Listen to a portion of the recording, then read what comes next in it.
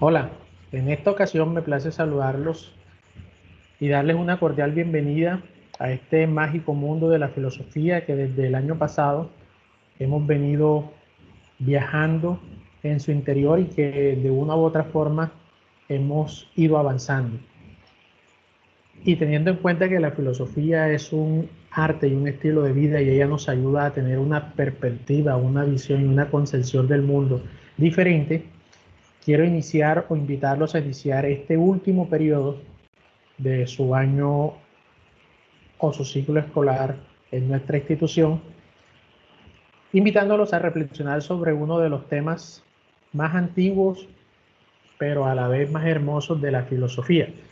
Y por eso los quiero invitar a que con esta imagen eh, podamos reflexionar acerca de ella. Quiero que la analice, quiero que la mire, quiero que intente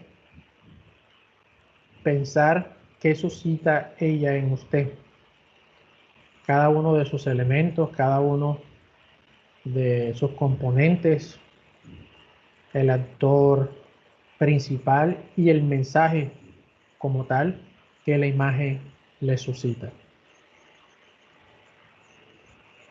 Bien, si miramos entonces y usted intenta sacar una enseñanza de esta imagen, de esta figura, de este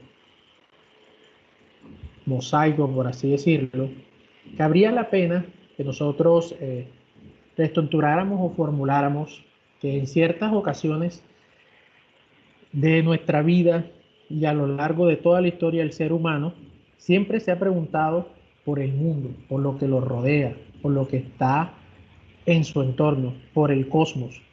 Siempre nos ha tocado en lo más íntimo de nuestro ser preguntar por el origen y el sentido del mundo, por el sentido de la existencia. Hay en nosotros los seres humanos un impulso, un deseo, una fuerza natural, por así decirlo, una tendencia por buscar y explicar todo lo que está a nuestro alrededor. Y nos preocupa cuestiones y fines u objetos trascendentales, tales como cuestiones sobre el origen del mal. Por eso nosotros vimos al principio, se ven al origen de la filosofía, todo lo que era la cuestión mitológica, tratar de explicar las fuerzas que regían el mundo, el mal, el bien, todo lo que tiene que ver con la trascendencia. Y surgen muchos interrogantes más. Indudablemente que el hombre a lo largo de la historia ha avanzado, hemos avanzado, y nosotros el periodo pasado mirábamos todo lo que era el contexto de la modernidad y lo contemporáneo y cómo las ciencias, cuando surge la revolución científica, ayudaron a que ese auge y a esa evolución de, en la forma de pensar y la forma de interpretar la vida. Pero las ciencias, tenemos una cosa con las ciencias, y es que ellas nos pueden dar respuestas a muchas cosas o a muchos de los interrogantes que nosotros nos hacemos. Pero como se puede notar o como se puede apreciar, nos da conocimientos que son imprescindibles y valiosos para la humanidad, pero no nos responde este tipo de preguntas con las que estamos tratando.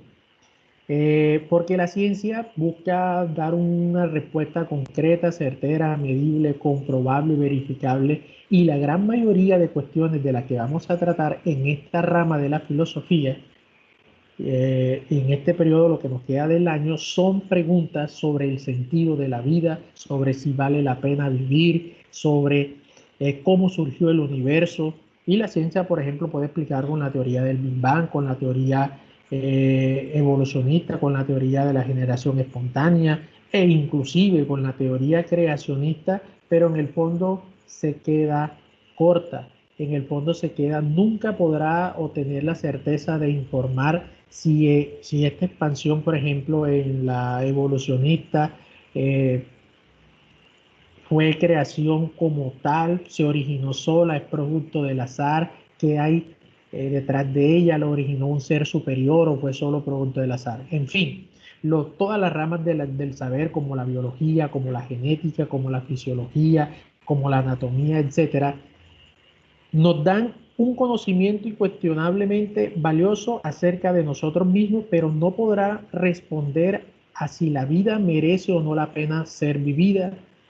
Y de esta y otras cuestiones más nos vamos a adentrar. Si ustedes miran la imagen, el hombre está inmerso en el cosmos, eso representa el sol, las estrellas, el árbol, ahí hay casas en el fondo, él vive allí, pero siempre hay una pregunta que, como decía hace un momento, que es intrínseca, que es innata, que está en su interior, que lo impulsa a mirar más allá. Y si mira, tiene la cabeza y tiene la mano, está vestido estilo medieval, pero siempre está impulsándolo hacia lo exterior. Y la mano implica que él quiere tocar, que quiere hacer de manera tangible todas esas cuestiones y preguntas de carácter trascendental que siempre nos han preguntado. Entonces, la filosofía desde sus inicios, pues de la antigüedad desde que la hemos estudiado, nos presenta 5 grandes objetos de estudio que nosotros denominamos ramas de la filosofía, que son la antropología,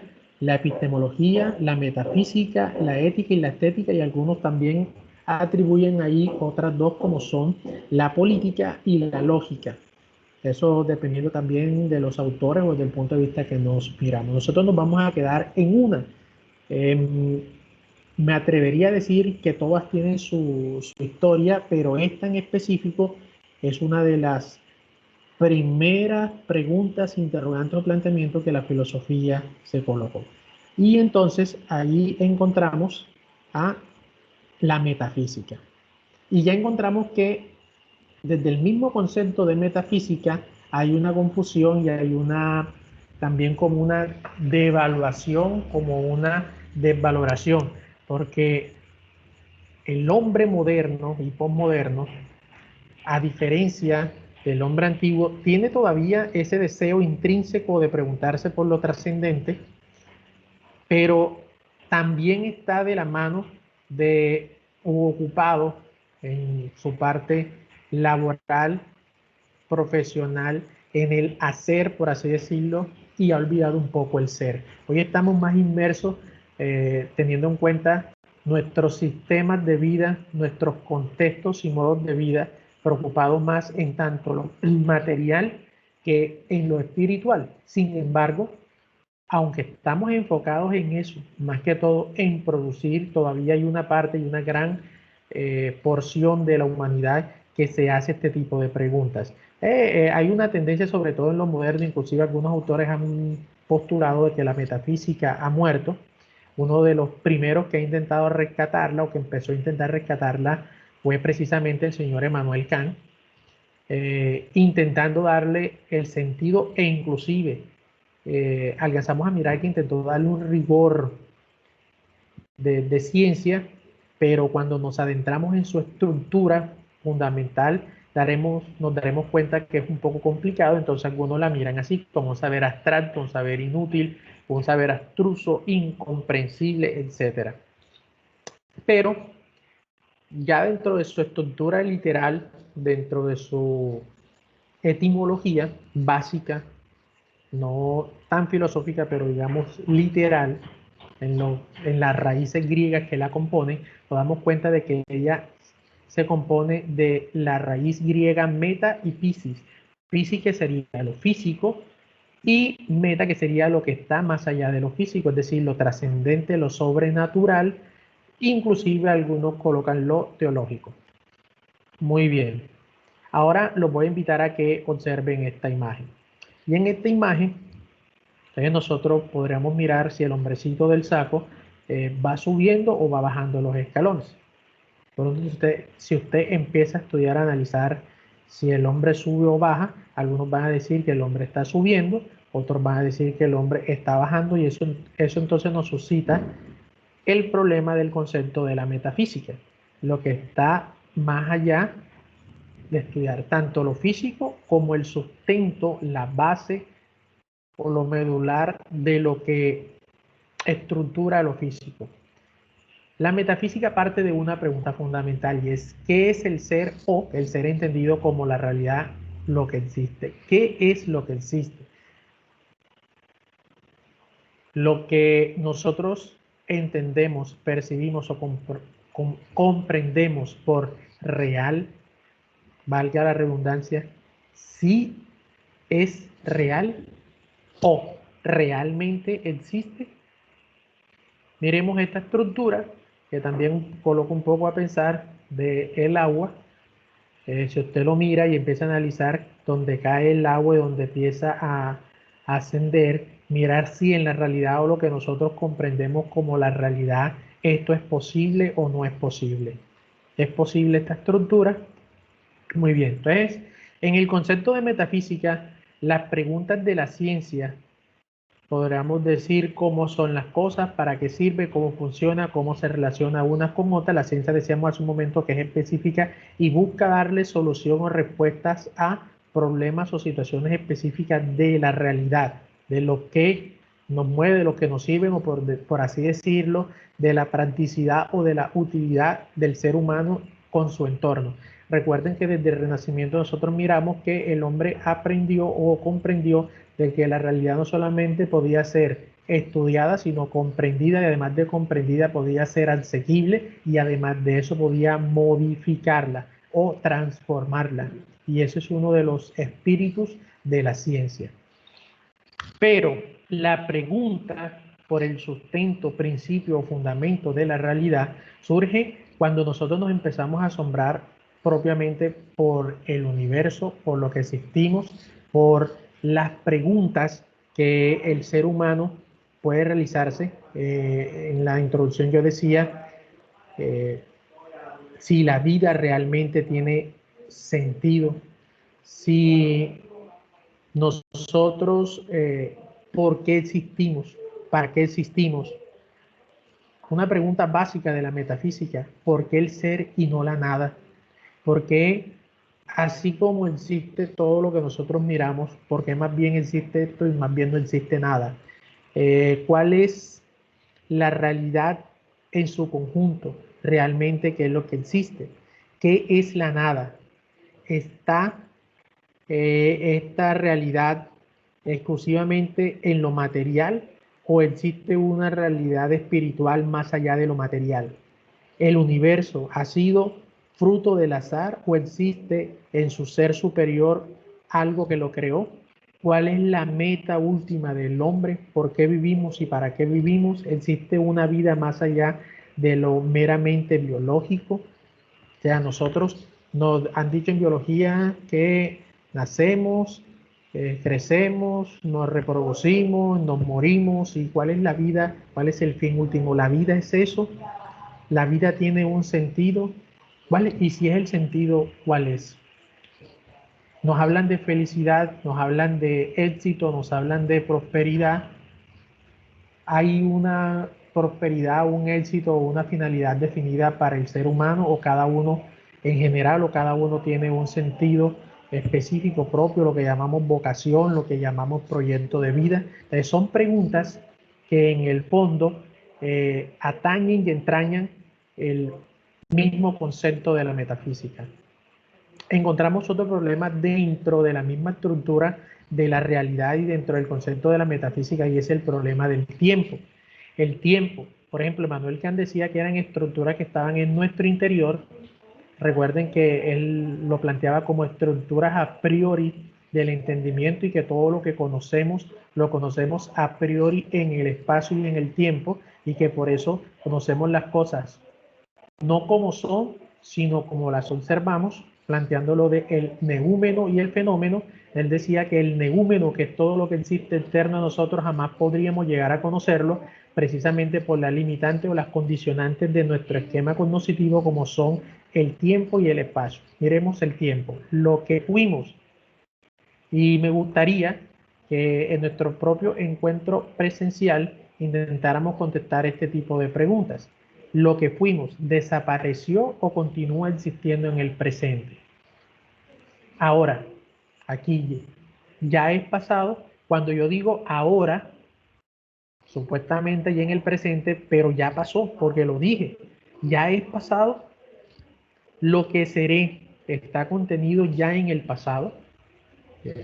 Entonces, son cuestiones complejas y abstractas que para algunos no tienen utilidad, pero que en el fondo le ha servido al hombre para darle fundamento, para darle un horizonte, para darle una estructura y porque es algo inherente. Cuando decimos innato, es algo que es propio de la naturaleza del ser humano y a lo cual no podemos renunciar. Por eso tanto la filosofía y al interior de ella la metafísica continúan más viva que nunca. La realidad. Existe la realidad como algo exterior a mi conciencia, es decir, creo que cuando empezamos las clases de filosofía en décimo, yo les colocaba, cuando mirábamos a los escépticos, a los sofistas, perdón, dentro de su escepticismo, que es una de las posturas primordiales al interior de ellos, miramos y yo les proponía el ejemplo de que si el ser humano dejaba de existir, lo demás dejaba de existir, es decir, los árboles, los ríos, los animales y todas las cosas, el sol, el, todo lo que nosotros conocemos como cosmos, si el ser humano desaparece, dejarían de existir, es decir, existe la realidad como algo exterior a mí o somos nosotros, es el ser humano como lo muestra la imagen, es la conciencia del ser humano quien crea lo que hay.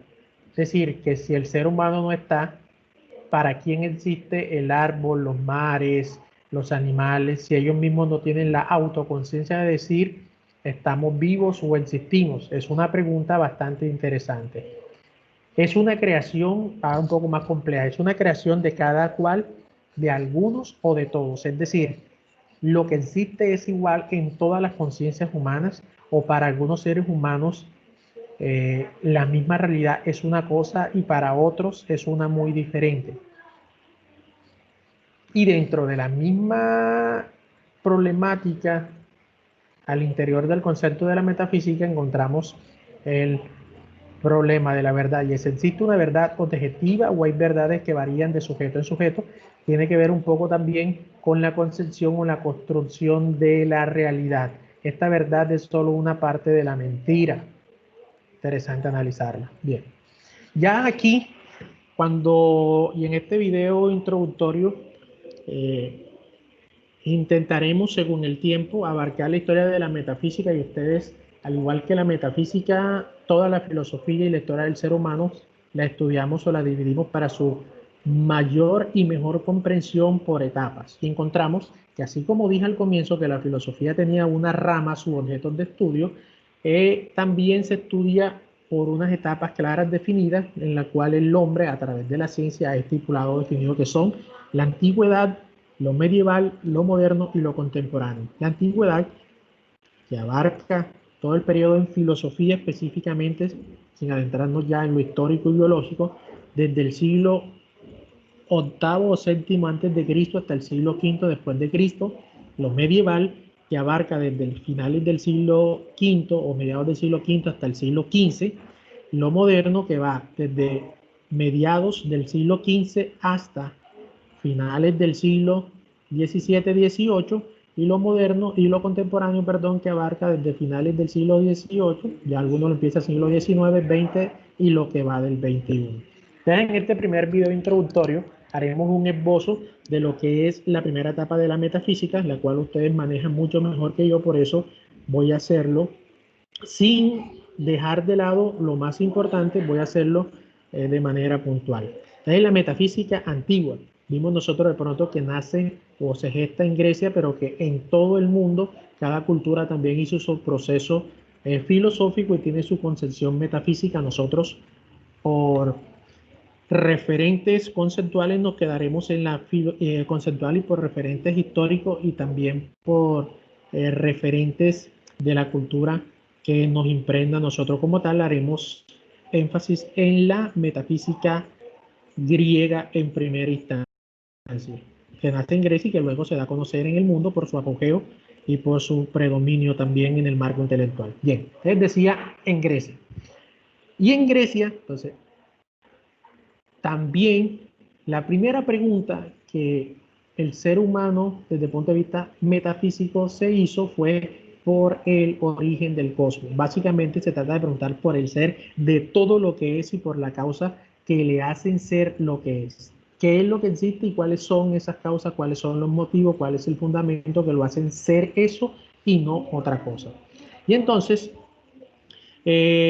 para los griegos, buscaban una máxima generalidad, buscaban un principio vital que explicara o que le diera sustento a todo lo que existía. No interesaban las perspectivas particulares o selladas, sino buscaban un principio universal. Y miren que esto de una u otra forma tiene que ver con la ciencia, porque la ciencia busca un saber universal, claro, específico para todo el mundo, y desde la antigüedad entonces el hombre se ha preguntado por el fundamento o por el principio que sustenta el ser, la realidad, lo que existe.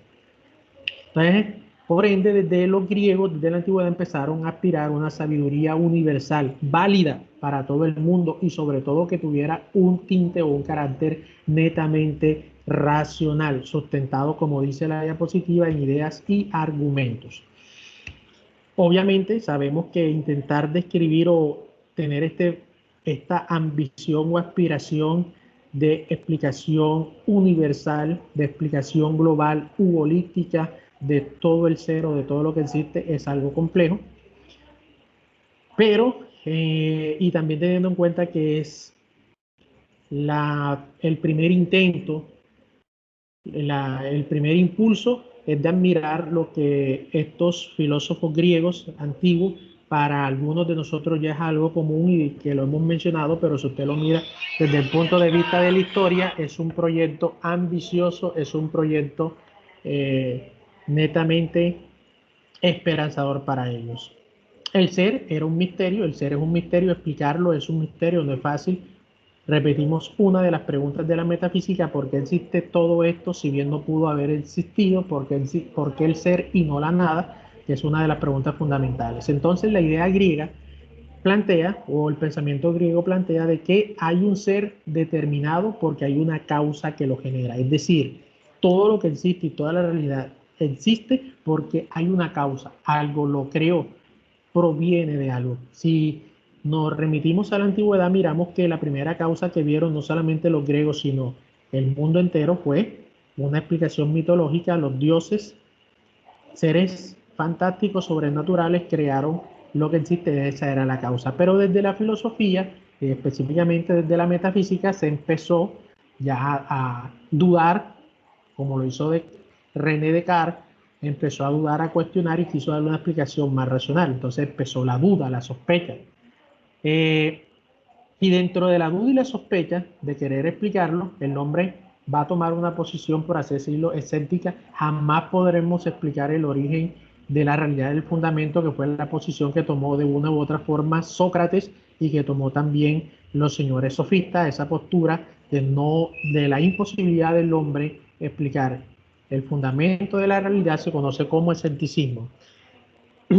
Otros plantearon que se mantiene esa tendencia también de lo sobrenatural y de remitirlo o relacionarlo con seres fantásticos, y es el misticismo, algo, una fuerza que no podemos explicar, diferente a nosotros, externa, llámenlo Dios o dioses o ser espiritual o ser trascendente. Esa es la postura mística. Y hay otros aún que de pronto ya niegan el problema de la metafísica, partiendo de que su utilidad o su practicidad está descontextualizada, es decir, el concepto de ser no se puede definir, no es un verdadero problema, igual que la nada, igual que la perfección, igual que el infinito, igual que muchas cosas. Entonces más bien neguemos este tipo de cosas. Pero remitiendo a la metafísica en la antigüedad, entonces vamos a estudiar los tres caminos o tres vías para la explicación de la realidad o lo que existe. La primera era la vía naturalista, ustedes la conocen. Un grupo de filósofos primero dijeron de que el argen o el fundamento, o que la realidad se fundamentaba en un argen, en un principio que tenía que provenir de la naturaleza o de lo físico, de la física. Por eso se llaman filósofos naturalistas, porque para ellos tenía que haber provenido de algo de la naturaleza. Entonces algunos postularon el agua como Tales de Mileto, el fuego como Heráclito, el aire como Anaxímenes, la tierra, el aire, el fuego, el agua, todo es un conjunto como el señor Empédocles, los 4 elementos, el átomo como Demócrito, que en su momento era una sustancia indivisible, pero que hoy, gracias a la tecnología, podemos apreciar. Entonces, desentrañando o postulaban que estudiar el cómo, estudiar a la naturaleza, desentrañando los secretos o los misterios de la naturaleza, podríamos descifrar sus causas, su origen, sus leyes, y de esa manera podríamos alcanzar también la sabiduría.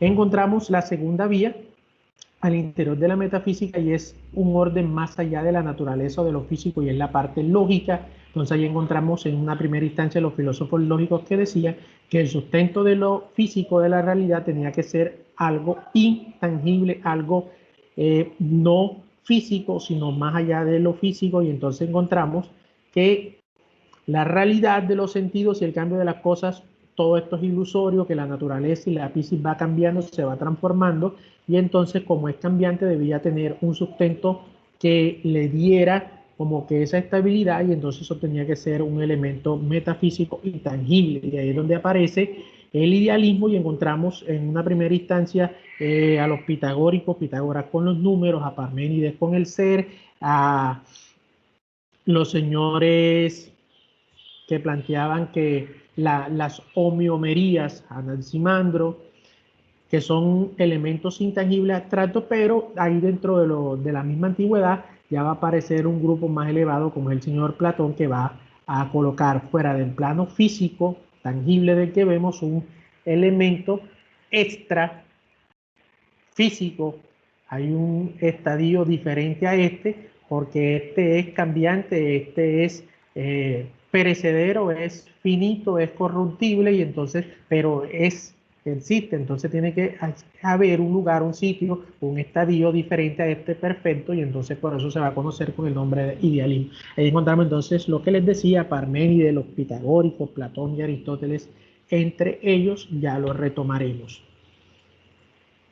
Y esta imagen aquí que nos describe un poco lo de la realidad. Bien.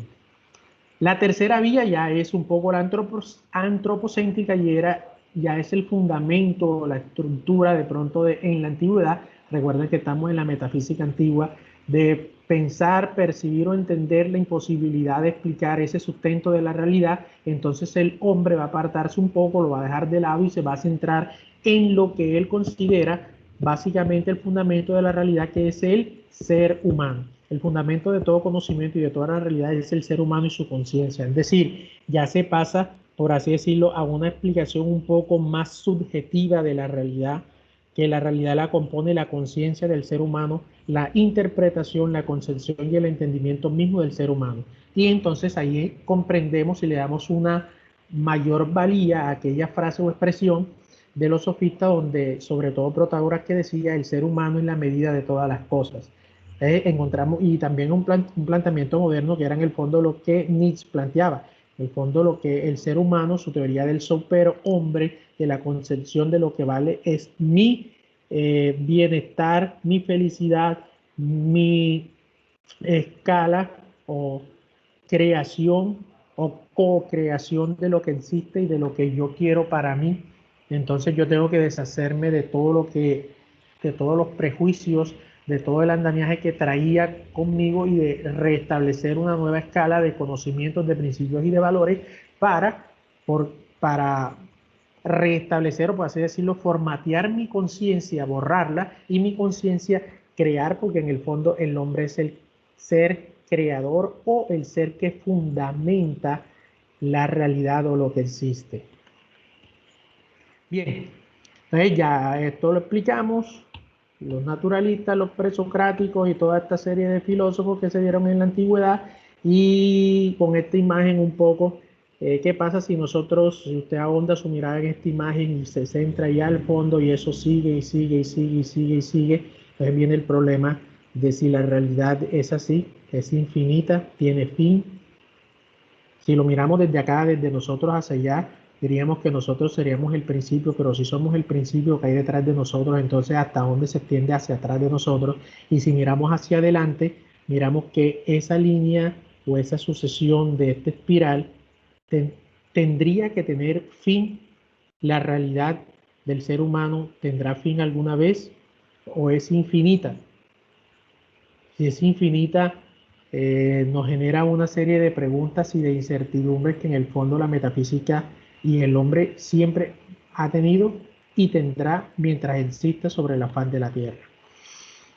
Ya un poco propiamente para finalizar esta primera parte, los primeros en la antigüedad, ya en plantearse no como tal el nombre de la metafísica, sino en su estructura o su consolidación, encontramos a Parménides, y quiero detenerme un poco aquí en su concepción de la realidad, quien para Parménides la realidad es, por así decirlo, está compuesta por el ser y el ser es el fundamento de ella misma. Relata o nos cuenta de que para en su época, en los poemas que escribe, lo real para los mortales es el ser y el no ser, es decir, el ser y la nada. Para lo divino el ser lo llena todo y es eterno. Hay dos vías, la vía de la verdad y la vía de la opinión. La vía de la verdad es la vía de lo racional, la vía de lo cognoscitivo, la vía de lo intelectual, pero también estaba la vía de la opinión.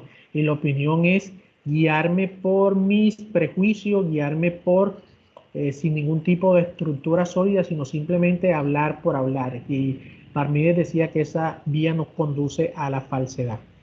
Dice, el ser, de hecho las características, él plantea 5 características del ser que intentaremos mirar. El ser no ha nacido, no cambia, no muere, permanece y es eterno. Ahí está. El ser es eterno, no tiene ni principio ni fin. El ser es inmutable, no puede cambiar, no puede ser hoy una cosa y mañana otra. No muere, es inmortal o imperecedero. Permanece, es omnipotente, omnisciente.